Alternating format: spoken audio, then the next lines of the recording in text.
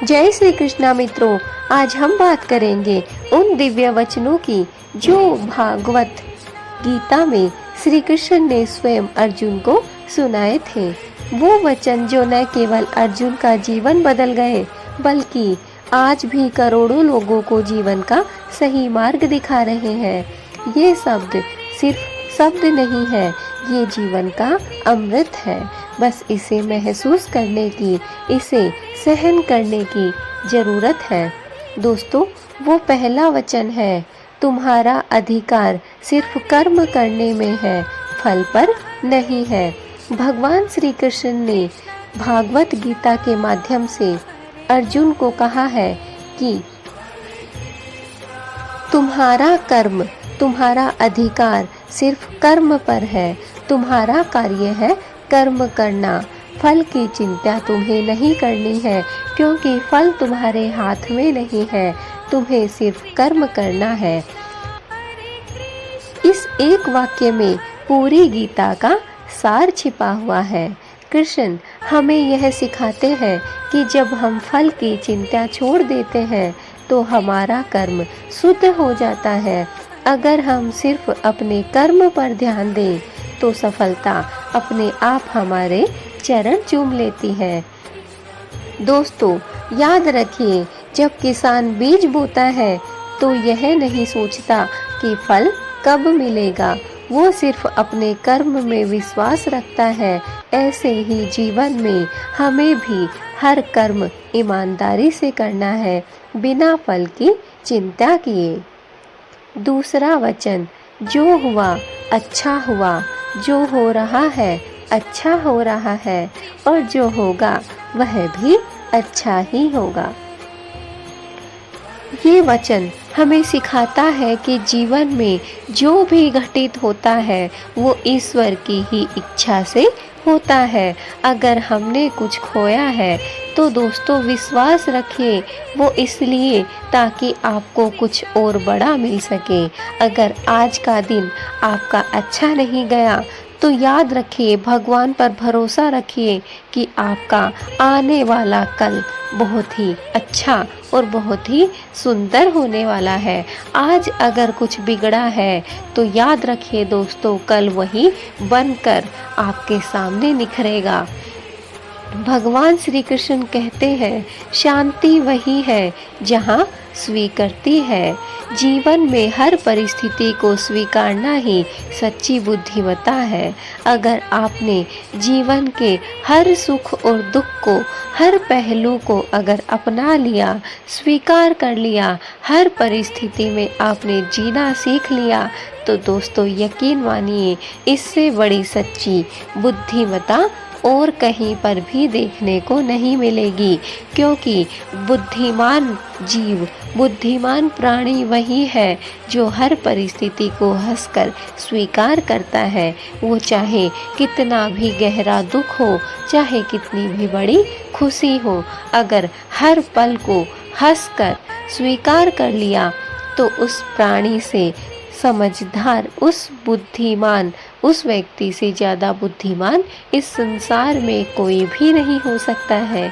तीसरा वचन है, आत्मा जो कि न तो जन्म लेती है और न ही मरती है। आत्मा अमर है। आत्मा का कभी कोई कुछ भी नहीं बिगाड़ पाया है। भगवान श्री कृष्ण ने अर्जुन से गीता के माध्यम से कहा है कि आत्मा को कोई नहीं मार सकता है, न अग्नि उसे जला सकती है, न ही जल उसे भिगो सकता है। हम सब अमर आत्माएं हैं, केवल हमारे शरीर बदलते हैं।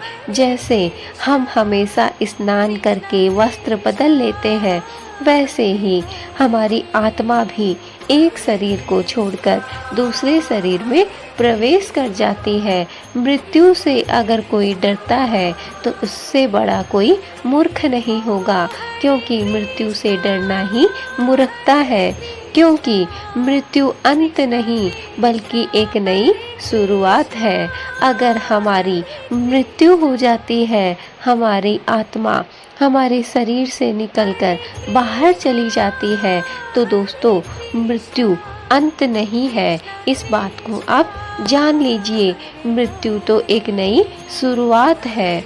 इस शरीर से मुक्त होकर आत्मा दूसरे शरीर में प्रवेश करती है और यही चक्र जीवन का हमेशा घूमता रहता है।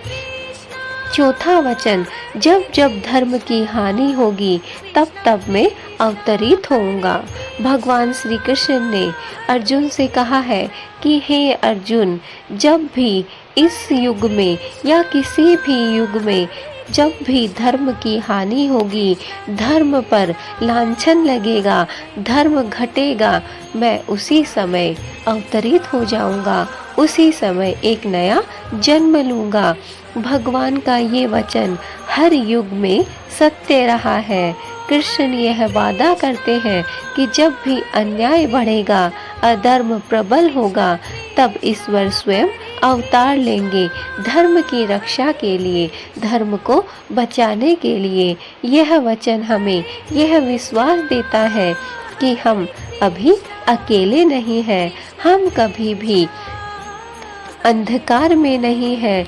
कभी अंधकार छा भी जाए तो दोस्तों याद रखिए, ईश्वर हमेशा प्रकाश बनकर आते हैं और हमें एक नई दिशा, एक नई रोशनी दिखाते हैं। पांचवा वचन, मनुष्य अपने विश्वास से बनता है। जी हाँ दोस्तों, भगवान श्री कृष्ण ने बहुत ही स्पष्ट शब्दों में यह बात कही है कि मनुष्य अपने विश्वास से बनता है। अगर आज हम कुछ भी हैं तो बस वो हमारा विश्वास है। अगर हम में कुछ कार्य करने की लगन है, विश्वास है, तो यकीन मानिए वो कार्य आपका पूर्ण होगा। लेकिन अगर आपका विश्वास डगमगा जाता है तो आप पीछे ही रह जाते हैं। जिसका जैसा विश्वास होता है वह वैसा ही बन जाता है। अगर आप अपने आप पर भरोसा रखते हैं तो असंभव भी संभव हो जाता है। अगर आप सोचते हैं मैं यह कार्य नहीं कर सकती हूँ, तो संसार की कोई भी शक्ति आपको कभी भी आगे नहीं बढ़ा सकती है, बल्कि स्वयं ईश्वर की कृपा भी चाहे आप पर क्यों ना हो, लेकिन आप आगे नहीं जा सकते हैं।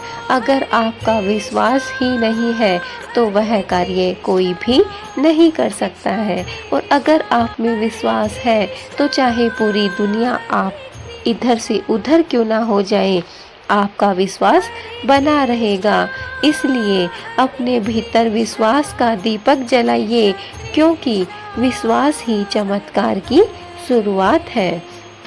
छठा वचन, जो हुआ उसके लिए रो मत, जो मिल गया उसे स्वीकार करो और जो आने वाला है उस पर हमेशा विश्वास रखो।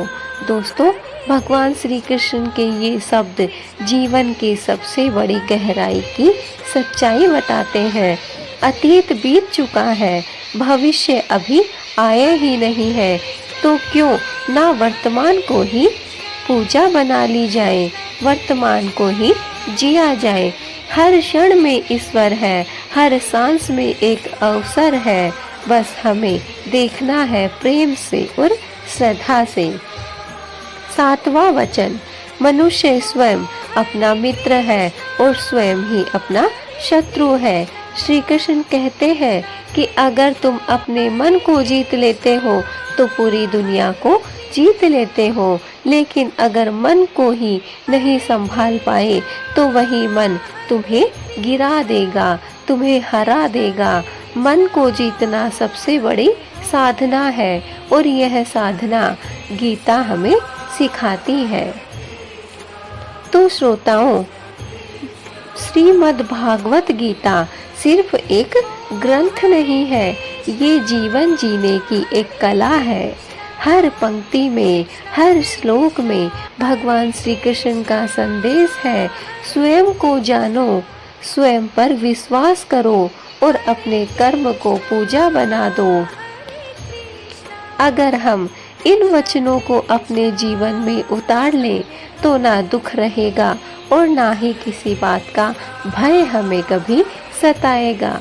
केवल हमारे जीवन में शांति, प्रेम और विश्वास की ही रोशनी फैलेगी। जय श्री कृष्णा दोस्तों, हर हृदय में प्रेम जगाए, यही श्री कृष्ण की गीता का संदेश है। और मैं भी आपको बस यही कहना चाहूँगी कि हमारा कार्य सिर्फ हर हृदय में प्रेम को बढ़ावा देना है, हर एक प्राणी में प्रेम को जागृत करना है। यही श्री कृष्ण ने गीता के माध्यम से कहा है और यही हमारा कर्म है।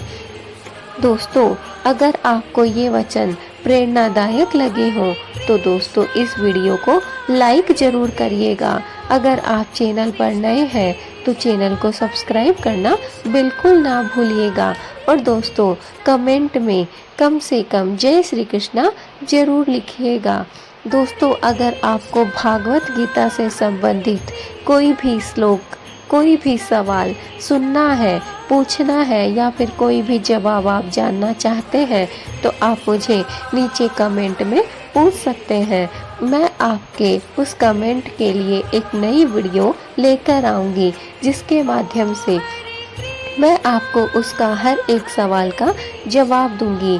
दोस्तों, अगर आप यह वीडियो आपके दिल को छू गया है तो दोस्तों कमेंट में जय श्री कृष्णा राधे राधे ज़रूर लिखिएगा, ताकि भगवान श्री कृष्ण का और श्री राधा रानी का आशीर्वाद आप सभी को प्राप्त हो सके।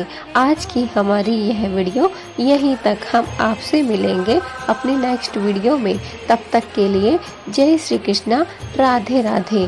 गोवर्धन पूजा की आपको हार्दिक बधाइयाँ।